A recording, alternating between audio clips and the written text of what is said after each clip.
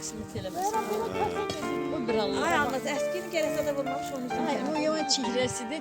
Əlim cibimdə də dəsmalım qaldı. Bu solma skaladır. Mən sumkamda dəsmalım var. Sumkada parçalar koymuştuk. Elə o göy sumka parçalar var Var idi. mı orada? Gedin gətirin. Köməkləşdik, düzəltdik, qoyduq yerinə. Bu da Qapısı açıqdır maşının. bizim Elxan müəllim. Mamedov, bax. Qəbirstanlığımızın cağıdır, bax. Bax. Naxçıvənlikdəyik, bax.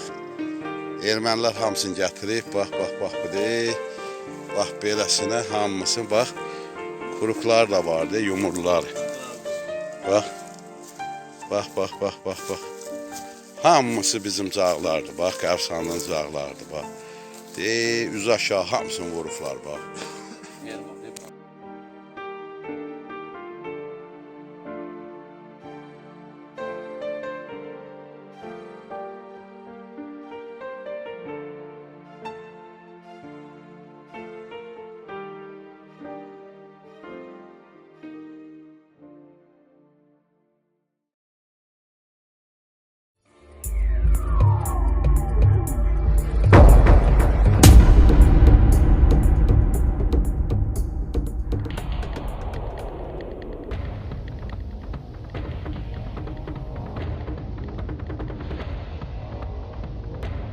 Videolarımıza vaxtında izləmək istəyirsinizsə, YouTube kanalımıza abunə olun.